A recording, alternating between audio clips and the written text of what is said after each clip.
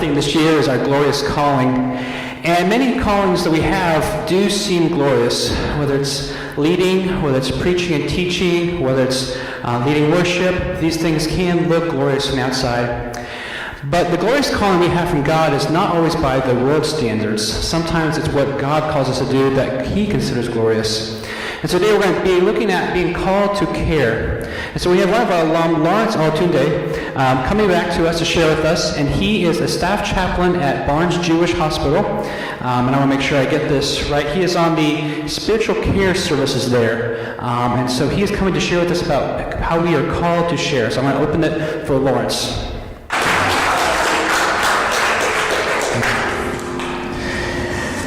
It is so wonderful to be here today. I see some people, some faces I recognize right here. So it's been a while that I've been here. So it's so wonderful to be invited back to this place. I remember sitting where you are right now several years back. That was when eyes were still on the knees. So it seems like that at least. So I really thank the president, the student body and everyone that is here today for inviting me, for giving me the opportunity to come by and share something with you today. So it is my intention this morning to share with you from the Gospel of Jesus according to St. Luke. And since the topic that I want to speak about, or a thought that I want to share with you, is on a call to care, so I just wanted to share some few thoughts from one of the most famous parables that was known in the New Testament, and it's found in Luke chapter 10. The verses go from verses 25 through 37, but I'm not going to be reading these passages. This is one of the most passages that I do know worldwide. I can recite all these from my Yoruba language to you because that is how well known this story is. So, but as we look at this passage, what I wanted to do is to share a story before I move to the subject of a call to care. I heard this story several years back. It was the story of a soldier who was deployed to the war front. He's been gone for a while. For a long while, nobody heard about him. We do not know what happened, but we do know there has been several losses of life during the war. The parents were desperate. The family were wondering what happened to him. But one day, a phone rang. And it was not in the days when you had the caller ID and there was no way to know who was calling. But on the end of the line was the son that they have no idea what has happened. With jubilation, with so much joy, they couldn't believe that our son is alive, he's alive and well. The voice was very active. They knew that he was perfectly fine. And then he told them, yes, I'll be coming home. Now they were now filled with so much joy, planning for hero welcome, how they're going to welcome him at the airport and to let the whole city come and welcome him back home. And they were so happy. So the story goes on. He said, well, but I'd like to bring a friend of mine with me. He will be staying with us. And they said, oh, is that your friend? He said, yes. Oh, no problem. Bring your friend. Bring your friend. We have a room. And I said, well, my friends have a little bit more need than usual. They said, oh, don't worry about it. Then he went on describing his friend's condition. He was badly injured. So he required total help. He can't get himself out of bed. He can't dress himself. He can't feed himself. He can't go to the bathroom by himself. We have to carry him from place to place. He requires total care. The parents said, no, I don't think we can take up such a responsibility. There has to be something that the military have in place for people like that. And then they talk a little bit. They said, no, we don't want anything like that to disrupt our normal life. He said, hey, son, come home. We'll be praying. God will help your friend. And the conversation ended. He was supposed to be coming home. But just the following day, there was a knock on the door. 2 soldiers. One of them was military chaplain. Knocked on the door and said, sorry, we have a bad news for you. There was an accident. Sorry. Your son died tragically. Now the joy turned to sadness. They were so engulfed. Why? I mean, they were so saddened that this happened to their son. Their hope just dashed into pieces. But the body was sent home. But they were still in the acute grief. They didn't really believe that maybe that was a mistake. So they wanted to identify the body. So they asked the casket to be opened, and when they opened the casket, yes, it was their son. No arms, no leg, nothing. So the picture that he was painting for them was the picture of himself. And he left a suicide note to say, I decided to take my life because those that I believe should love me the most could not take the burden of caring for me. When we come into the passage of scripture here in the Gospel of Luke chapter 10, we are presented with something that drive home that point. It is a story that everybody was well known, and because I believe I'm speaking to Bible scholars and students here, so I'm not going to be reciting the story because you can tell the story far much better than I am. But what I wanted to do is to speak briefly about few characters in this particular story. So I want to talk about the setting for this particular setting, and few characters, who are Jesus, the one who told us the story, a young lawyer, brilliant, or who was called a law expert, the victim, an innocent person who suddenly become a victim, and 3 individuals who have the opportunity, equal opportunity to care, and what they did with those opportunities. So as we read in this particular chapter in verse 25, we read in verse 25. As a lawyer, I'm reading this is New American Standard Version, just in case your translation call it something else. A lawyer stood up and put Jesus to test. And he asked the question, what shall I do to be saved? In order to inherit, not necessarily to be saved, in order to inherit eternal life. Now, when you hear this question, I believe everyone in here is a soul winner. At least you are interested in communicating the gospel to somebody else. And I do know all over the world, whether in Africa or Europe or wherever, anytime you are proclaiming the good news to somebody, you are looking for an opportunity to hear the question, what can I do? How can I get saved? It is a moment of conviction that generates a response, a positive response to the gospel. So at the outset, it sounds like, wow, this is a great question. What a great opportunity. Except for we have editorial comment of Dr. Luke, who let us know the motive was not to get saved at all.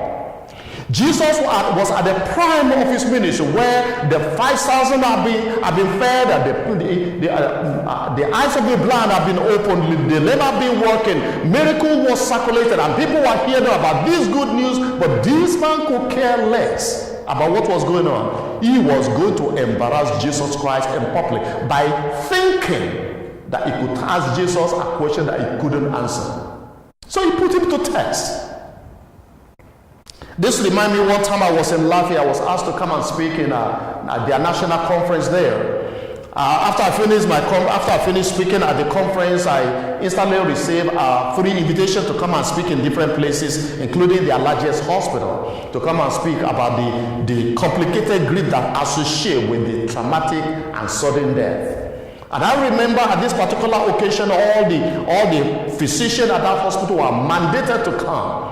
And all the psychologists and social workers, they were mandated to attend this conference. And for the first time, I had a taste of being a celebrity. I've never seen the camera, the photographer, paparazzi, kind of follow me everywhere. To them, I was an American who came to speak in Latvia, And I remember the place was packed. I was with a sense of awe, with the live camera to be able to show these things live. But there was a man that was sitting, a doctor that sit the second row to the front. I could tell that this man was not happy to be there at all. Later on, I realized that the reason why he was packed was because they were mandated to be there. In the midst of my presentation, lecture as they call it, the man raised up his hand. What is life? And the whole audience said, what? Because they know that the question has absolutely no relevance to what I was saying. So because the purpose of that person was not because he cared about life, he just wanted to see me stumble in the midst of all this camera and something like that, because he told somebody, he said, he only speaking about something he knows. If I ask him a question that is abstract, he's going to fall. This is the kind of a man that we have here. He asked Jesus question. And I love this brought me to Jesus' response to his question. So as he asked this question, his question was, what shall I do to inherit eternal life?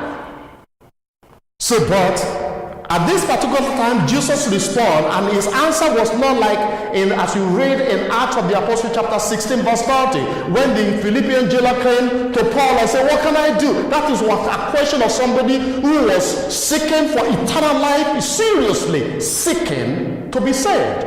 But this man was not interested about salvation at all. And you are going to encounter many people like that in your ministry. So the Bible says Jesus did something that was totally captured my attention. He answered the question by asking him a question.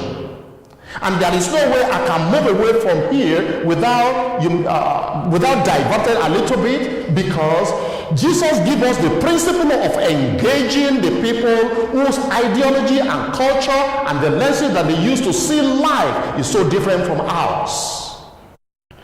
The Bible says he basically take him back to the law. This is our law expert. And he didn't, and as you know, the way when Jesus saw Andrew and Peter, what was important to them was fish. He said, I will make you fishers of men. When he saw the Samaritan woman who went to the well at the peak of the day, looking for water, he asked her, give me some water. So when he was talking to this man, he was engaging him within the context of his comfort. And when you look into the history of apologetics, throughout the history, there has always been two schools of thought, or two approaches.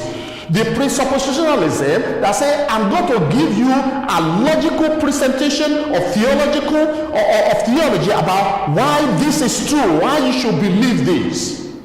But when you look at it, for the most part, it's more or less like the Bible says it, I believe it, and that settles it. But you have to believe the Bible before you can have any form of veneration to any argument that is being presented from the Bible. But another group of people came with the evidentialism approach. Many people cannot just believe because you study it in Greek and Latin and Hebrew and Akkadian. That's not make sense. You have to give them some evidence. So let's go into archaeology. Let's give them evidence so that they can believe what we are trying to say. But the question is, you still have to have some element of something that can make you to want to listen to that, because something. So this is one of the reasons why I like Francis Schaeffer's approach, when I call it bridge approach, because he never really call it anything. The bridge approach simply means that you engage, you find what it is that you have in common with that individual. What is their comfort zone? What is the kind of music that they listen to? What is it that they hold dear? Can you use that as a bait to connect with them? Again, that is an element of caring, because you care enough to know what is important to that person, and therefore, as you have a bridge that connects you together, then you can lead those people to the direction in which you want to lead them. So Jesus asked this man, he took him back to the law. He didn't just go back and he didn't get into argument. He asked questions. He answered his questions by asking questions. And the scripture says, he gave the answer. You know the whole story. He answered the question, thou shalt love the Lord thy God with all your mind and soul and spirit. And love your neighbor as yourself. Jesus said, yeah, go ahead and do that and live. Oh, the man, it's a kind of holier than that really ticks you off. I've done that all my life. Well, so Jesus said after that, say, go ahead and do that, and you shall live. And then he said, well, who is my neighbor, by the way? And that was what led us to the context of our topic this morning. Who is my neighbor? The man asked. Well, in this parable, Jesus told this story, just told this parable to just illustrate a point. A Jewish man will always believe that another Jew, a fellow Jew, is his neighbor. But Jesus didn't just answer the question. He went and told this story. So the story was a man that I call the victim was a Jewish, like everyone else, traveling from Jerusalem to Jericho. He got up that day just like in today's world. He didn't plan for tragedy. He have an agenda. He have an objective that he's trying to achieve for the day. He just got up, wake up, do whatever he wanted to do, kiss him, say his family goodbye, and on his way to the journey. And all of a sudden, he was attacked in the middle of his journey. He was stripped of all what he has. He was beaten and was left half dead. And this will remind me of what happened to people on a daily basis. In the last 25 years, I've anchored emergency and trauma services at Barnes Jewish Hospital.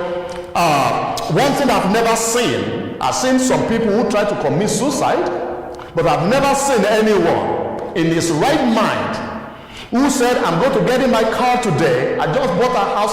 Just got married 11 months ago. My wife is pregnant with 3-month-old pregnant. And I'm going to get in my car and I'm going to get to the party where I work, and I'm going to let the machine just grab me and kill me instantly in front of my friend.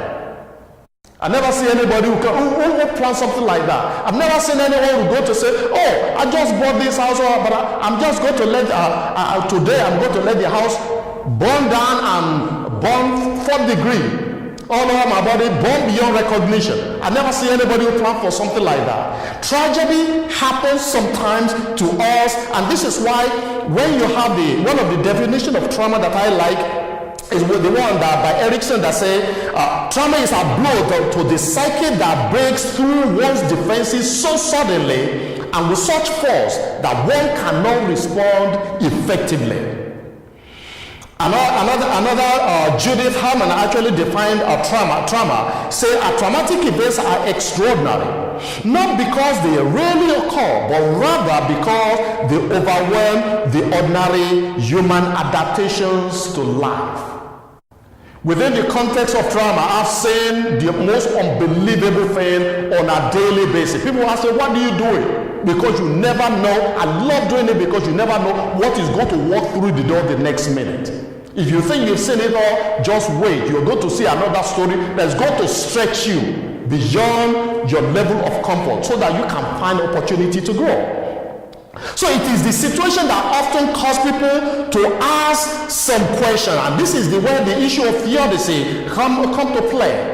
People begin to search for meaning. When our life is suddenly impacted negatively and our life is threatened, or the life of our family or our loved one are threatening, it causes us to begin to ask the question, why? Why this man? Of all the people, why is this happening to me? In his book entitled "When Bad Things Happen to Good People," by Rabbi Harold Kushner, he has problem reconciling a good, loving God and the existence of evil. How can you explain a little child playing in his own living room, watching the cartoon and the bullet penetrate through the building and kill that child? How can you explain that?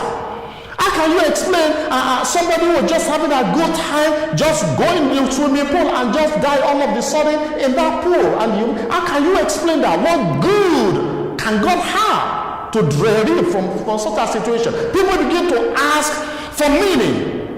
As a matter of fact, there was one professor right there at one of the local university, when he saw the Holocaust and see the millions of people that were innocently killed.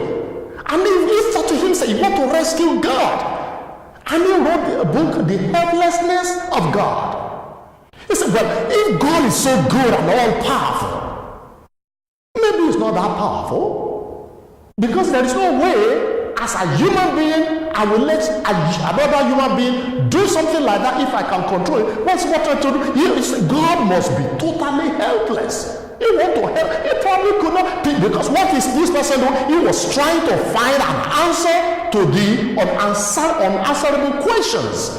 Because when tragedy occurs, our brain begins to make sense out of nonsense, unless the brain is not working the way God made it. This is why the prophet Habakkuk, when you read Habakkuk chapter 1 and 2, I call it the dialogue between God and man. In Habakkuk chapter 1 and 2, Habakkuk chapter 1, you can summarize it as Habakkuk's, God, why don't you do something? Why will you tolerate evil? And then God responded, well, I'm doing something. If I tell you, you will not believe it. And after God said, then God began to tell him what he was going to do. See, I'm preparing the Chaldees. And he described their horses he described the nature, the character, the ability of this enemy. And Habakkuk said, oh, no, God, you will not do that. And you're going to use somebody else who is far much more worse to punish the people that are not as worse as them. He has problem. And because it doesn't make sense that bad things could be happening to good people. That is what the book of Job was all about. Because bad things supposed to happen to bad person. Good things supposed to happen to good people. But that's not what you have here. That's why in the Gospel of Luke chapter 13, people reported to Jesus about people that were killed by Pilate as they were worshiping. And Jesus then referred them back to the tower of Shiloh that killed many people. And said, do not think that you are more righteous than those people. The point I'm trying to make here is, sometimes something happened. And when something happened, there are two lenses that we use to see things. There is one that we call the justified world assumptions. In the justified world assumptions, whether you are looking at the situation from the animistic worldview or you are using the Western rationality to see the situation, you try to justify why things happen. You have cancer because you smoke too much. Because of you want to explain why somebody have cancer. Except you have somebody else who has smoked all their life, they never have cancer. So because you want to justify the situation, or if it's from African, from where I came from, you must have done something to the ancestor. The spirit of the ancestor must be punishing you. Or when you went home, you didn't prostrate well enough for the elderly, so therefore that's why whatever happened to you is happening to you. Again, you still use the animistic worldview to explain the situation because you want to make sense of the situation. But there's another assumption, another wall of assumption that I call the random wall assumptions. And the random wall assumption simply means that something happened to people all the time. Good things happen to good people all the time. And bad things happen to good people all the time. Bad things happen to bad people all the time, and good things sometimes happen to bad people. I always remember one thing. Was a guy who was sentenced to jail. I still always remember that story. He was given $15 when he left the prison, and then he took out of that money. I think the Powerball in that time was $1 or something like that. So he used $5 out of that money. He used $5 to buy Powerball, and he won $25 million. A thief. Why he son of all people? I say, oh my goodness, if I have 25 million, I'm going to build a whole village in Africa. Everybody is going to have wealth. You are going to have, the place where you, don't let me, I'm being sidetracked right there. So the point I'm trying to make here is, you see, bad things happen to bad people all the time, and good things happen to bad people. So Jesus did not tell us in this story that what happened to this man was not because he was such a sinner. He was a Jewish, an ordinary man. By the virtue of being called a Jewish man, simply means that it could be anybody. It's normal to be anybody. So the scripture tells us that. So this man fell into the hand of the robber, and what's happened next is the fact that the situation when this happened, it calls for opportunity to care. What happened right here is a recipe for caring. It's an opportunity for caring. And most of the time, most of us always remember the passage in the epistle of Paul to the Galatians when they say, "Do not grow weary in doing things, for in due season you shall reap," and something like that. And but the phrase that I like there is when they say, "But as we have opportunity, let us do good." Because opportunity is not always there. By virtue of this man laying hard dead in the way, provide us opportunity to care for him. So what happened? The scripture tells us in this story, Jesus said, the priest and a Levite, both of them came by. I do not want to go by and begin to lay emphasis on it because I want to make sure that I do not take too much of your time. So the priest and the Levite, the Bible says, they saw that man in ease. Now, look at this. By chance, they saw this man. They just walked into that situation. They didn't plan it. It was not part of their agenda, but by chance they found this man. So both of them are the only people, especially if you find yourself in that kind of despair, in the state of despair. Those are the kind of people that you want to find you. The people who have the ministry of helping, the ministry of caring, the people who are supposed to stand between God and man. But the Bible says, they saw, but they walk away. And you wonder, why? Well, I don't know. I'm talking to Bible scholars here. You can go to Leviticus and tell all these reasons why Jesus didn't go there. Jesus said they saw. They went away. They did nothing. They left that man in the same condition that they found him. And here comes the Samaritan. The least you expect to do something. The least you expect to be able to even say, as a matter of fact, if you are actually a Jew and I'm a Samaritan, oh, you are happy that something like that happened. But the Bible says, this man, he came again by chance. He saw the man laying down there, half dead, no helper, stripped naked. But the Bible says he was moved into compassion. He didn't just say, "I'll be praying for you." Many people say, they tell you your problem, I'll be praying for you, people walk away and they never say anything. They never remember to pray. One lesson I learned from a very good friend of mine was, if you call her to be able to say, I'll be doing this tomorrow, and will you please pray for me? He said, well, where are you right now? Or I'm just sitting now. Okay, well, let's pray about it right now. I don't want to wait till tomorrow. The same God as I'm going to pray to tomorrow can hear the prayer right now. I don't want to take the risk of forgetting to pray for you tomorrow. Let's pray right now if it's okay. And then she prayed right there. But this now, the point I'm making here is, sympathizing with that man was not good enough. Praying for that man was not good enough. But doing something about what you say is extremely important. The Bible says this, according to this parable, the Bible says the Good Samaritan, what he did was, he didn't act as a judge. How stupid can that be? Why would you be traveling alone? No condemnation.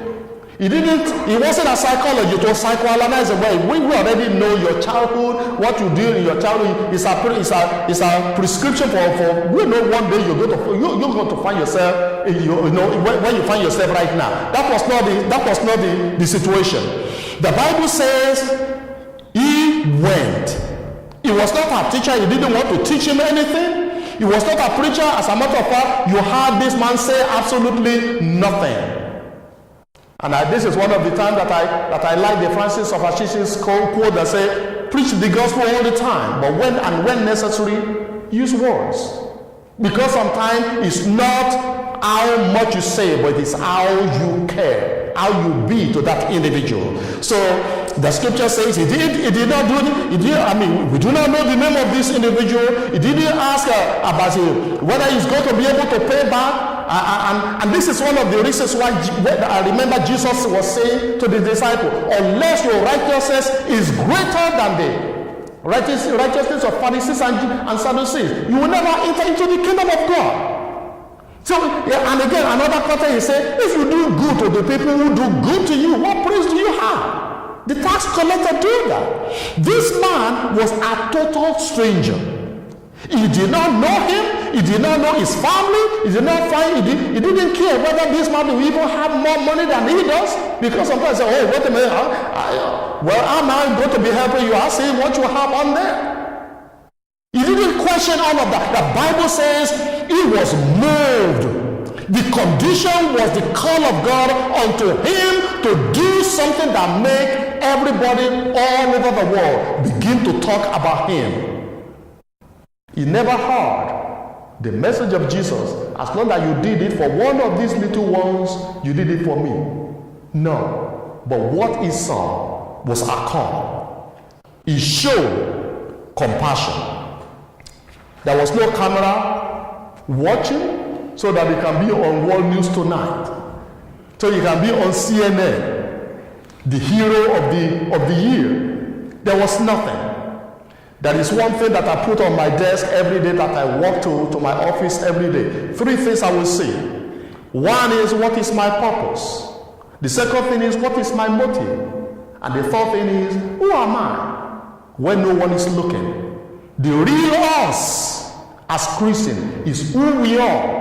When fellow Christians, preachers, families are not there, how do you conduct ourselves? Do we maintain the character that matches that one or that we profess? Or are we turned to something else? The Bible says this man was not doing it for show. He wasn't doing it for popularity. He wasn't doing it for competition. The scripture says he did everything using the immediate resources that he has to take care of him. And sometimes this is one of the reasons why we as the church are failing, because sometimes it is costly. It's costly. He used his own resources. And not only that he did that, the Bible says he recognized his own limitation, because sometimes we have limits as to how much we can do. He took him to other people who can do a far much better job to take care of the area in which he has no ability to take care of. Not only that, he used his own resources, he came back to see for that is a follow-up care. He didn't just walk away from that story. So what is it? Let me just conclude it here because we already get the point. So Jesus asked the man, of all these three people, they have equal opportunity, equal chances, but somebody responded differently. Somebody showed that he cares. So Jesus asked, so of these three, who was a neighbor to that guy? We already know the answer. Even his little brain that he thinks he has to challenge Jesus, know that to say anything different will be so foolish. So why we sometimes don't show caring attitude to them? And I just wanted to conclude this by the value that we place on people is going to determine how we treat them.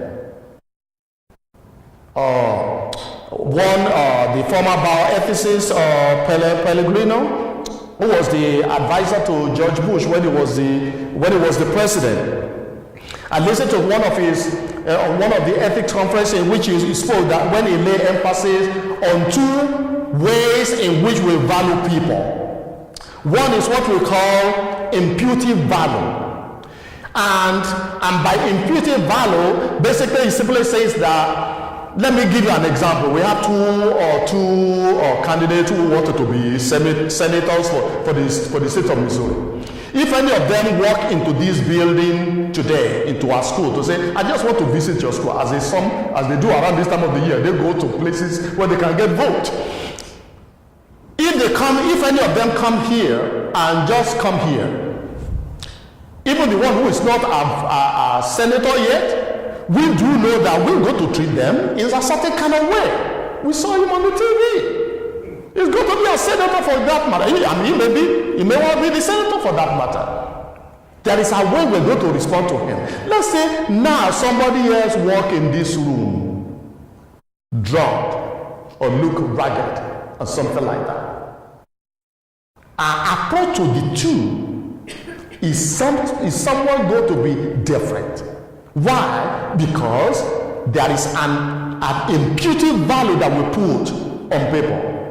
I remember one time I was at the Central Western, I was the Metro Link, and I saw this guy. I was scared of this guy. I mean, this is true story. I was scared of this guy. But I was there with this lady. We all worked together. He had the high heel, dressed nice. She was there.